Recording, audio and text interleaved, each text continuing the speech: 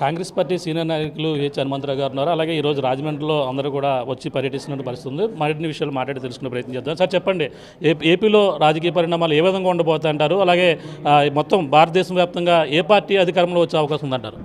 చూడండి, ఒకరేమో 5 ఏళ్ళు ముఖ్యమంత్రి ఉన్నోళ్ళు ఉన్నారు, ఇంకో పక్క 3 పార్టీలు. ఇక ప్రజలు ఏ పార్టీని కోరుకుంటున్నారు, ఏం కథ అనేది ఎలక్షన్లో తెలుస్తుంది. దాంట్లో కొంత ఏదైతే ఓటర్లను బెదిరియడం కానీ ఇవన్నీ కూడా పరిగణలో వస్తాయి. ఎవరు గెలుస్తారు అనేది ప్రజలు చెప్తారు కానీ, బట్ నా ఉద్దేశంలో ఏంటంటే పరిపాలించేటోళ్ళకు యాంటీ ఇంకంబెన్స్ ఉంటుంది ఒకటి. రెండోది ఏంటి, పరిపాలన ఇట్లా చేసిండ్రు, ఇచ్చిన హామీలు నిలబెట్టుకున్న 2. మూడో పాయింట్ ఏంటంటే 3 పార్టీలు కలిశాయి. ఒకటేమో Janasena, Pawan Kalyan is a popular actor.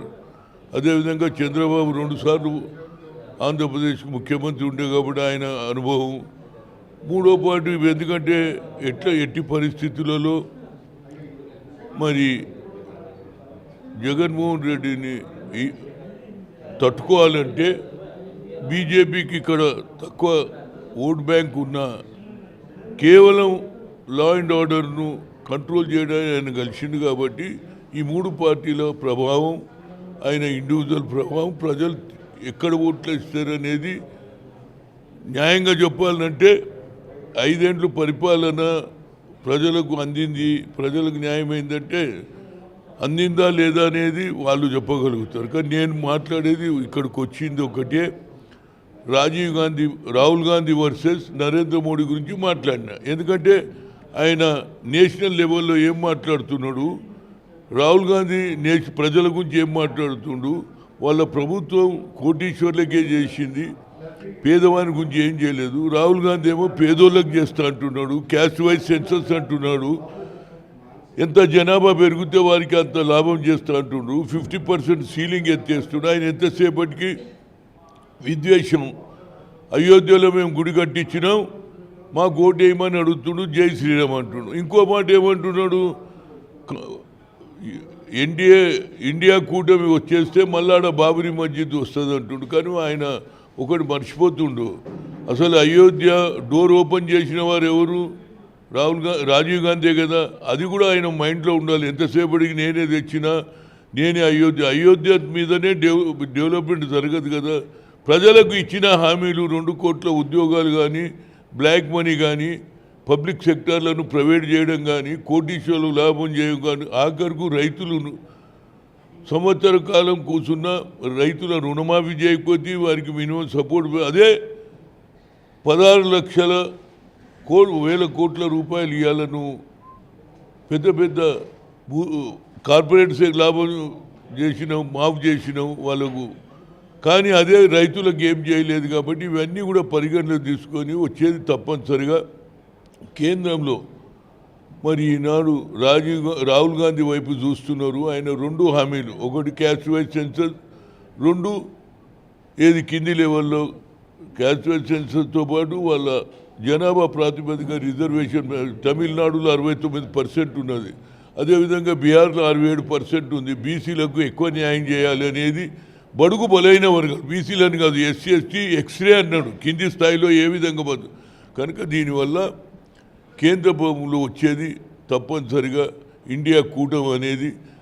Rahul Gandhi ఆలోచన ఒకటే ఉన్నది. ఆయన ఎంతసేపటికి క్రిటిసైజ్ చేస్తుండు నరేంద్ర మోడీ, మీరేం చేయలేరు, ముస్లింల రిజర్వేషన్, వాళ్ళ రిజర్వేషన్ ఎత్తేస్తా అంటాడు, మళ్ళీ మీరు వస్తే అయోధ్యను బాబరీ మస్జిద్ మారుస్తారంటుండ్రు, అదేవిధంగా ముస్లింలు పుస్తలు ఎత్తుకపోతారని చెప్తుండ్రు. ఇవన్నీ కూడా ఆయన కొద్దిగా డెస్పరేట్గా మాట్లాడుతుండు. అదే అమిత్ షా ఏమంటున్నాడంటే, మా ఆల్రెడీ 5 ఫేజ్లలో 300 సీట్లు వస్తున్నాయి, మిగతా ఈ 2 ఫేజులో 400 దాటమని ఆయన చెప్తుండే. ఎవరికి వాళ్ళే.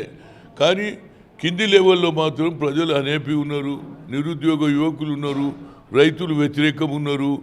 ప్రజలకి ఇచ్చిన పేదవానికి ఏం చేయలే. ఇది పేదోళ్ళ ప్రభుత్వం కాదు, ఇది కోటీశ్వర్ల ప్రభుత్వం అనేది జనానికి సందేశం పోయింది. నేను మొన్ననే 5 రోజులు ఉండి వచ్చిన యూపీలో, రాయబరేలి కానీ అమేథీలో, అక్కడ కూడా ప్రజలలో మార్పు వస్తుంది. అఖిలేష్ ఇంతకుముందు ఎస్పీ పార్టీ గతంలో అలియన్స్ ఉన్నా ఓట్ బ్యాంక్ మాది ట్రాన్స్ఫర్ వాళ్ళదిగా, ఈసారి అట్లా కాదు, వాళ్ళ ఓట్ బ్యాంక్ కూడా ట్రాన్స్ఫర్ అవుతుంది, బడుగు బలహీన వర్గాలకు న్యాయం చేస్తాడని చెప్పిన తర్వాత ఇతర పార్టీలలో కూడా మార్పు వచ్చింది. అరే రాహుల్ గాంధీ మన గురించి మాట్లాడుతున్నది, లెఫ్ట్ కావచ్చు, అదేవిధంగా ముఖ్యంగా సిపిఐ కావచ్చు, సిపిఎంలో కూడా మార్పు వచ్చింది. అదేవిధంగా పార్టీ లైక్ ఎస్పీలో కూడా మార్పు వచ్చింది. ఎప్పుడైతే బీసీల గురించి కులగణ గురించి మాట్లాడినప్పటి నుంచి ప్రజలలో మార్పు వచ్చింది అనేది నా ఉద్దేశం. అంటే ప్రధానంగా చూసుకుంటే రాష్ట్ర విభజన తర్వాత కాంగ్రెస్ పార్టీ ఆంధ్రప్రదేశ్లో ఇప్పుడు పోటీ చేసిన పరిస్థితి ఉంది. ఇప్పుడు షర్మిల కూడా పూర్తిగా ఏ విధంగా తన పర్ఫార్మెన్స్ ఏ విధంగా చేసింది అనుకోవచ్చు? ఆమె ప్రయత్నం చేస్తుంది, నేను ఐ అప్రిషియేట్, కానీ లేట్ స్టార్ట్ చేసింది.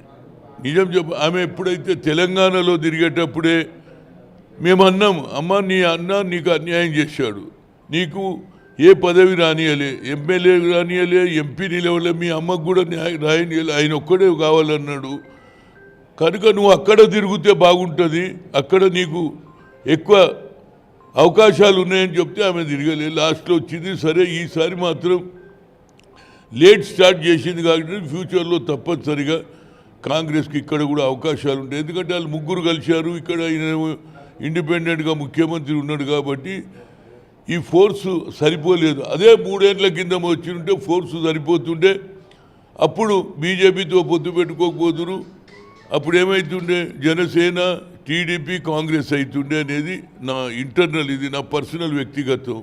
అదేవిధంగా మా రేవంత్ రెడ్డి కూడా చాలా మంచి మాటలు మాట్లాడిండు. వాళ్ళ మన్మని పుట్టెంటికలు తీసుకొని వచ్చి తెలంగాణ ఆంధ్ర ఇద్దరం తెలుగు వాళ్ళం కలిసి ఉండాలి, మనలో డెవలప్మెంట్ చేయాలి, తెలుగు వాళ్ళు ఎక్కడున్నా ఒకటి అన్నాడు. దాంతోపాటు అక్కడ ఏది సత్రం కట్టేయాలని కళ్యాణ మండపం, మన రిలేషన్షిప్ తెలుగు వారికి విడిపోయినాం కానీ అన్నదమ్ములు కూడా కలిసి ఉంటాం కదా. ఎప్పుడైనా అవతల వాడు కొట్లాడినప్పుడు అన్న తమ్ముడిని కొడితే అన్న వస్తాడా లేదా, అట్లా మేము కూడా కలిసి ఉండాలి అనేది రేవంత్ రెడ్డి ఆలోచన కూడా బాగుంది. అదే రాహుల్ గాంధీ కూడా ఆలోచన అనేది నా ఉద్దేశం. అంటే ప్రధానంగా రేవంత్ రెడ్డి కూడా ఇటీవల అంటే 10 సంవత్సరాలు పూర్తి అయింది, భవనాలన్నీ కూడా ఆంధ్ర వచ్చినటువంటి భవనాలన్నీ కూడా ఖాళీ చేయాలని చెప్పిన పరిస్థితి కూడా ఉంది. అన్నీ ఎవడో ఎలా చూడాలంటారు? ఏమి భవనాలు అంటే ఆంధ్రప్రదేశ్ సంబంధించిన ఉమ్మడి ఉన్నటువంటి భవనాలు ఏదైతే ఉన్నాయో ఖాళీ చేయాలి, 10 సంవత్సరాలు కాలపరిమితి పూర్తయిందని చెప్పేసి ఇటీవల చెప్పడం జరిగింది. అప్పుడు ఏదైతే ఎలక్షన్ ఇది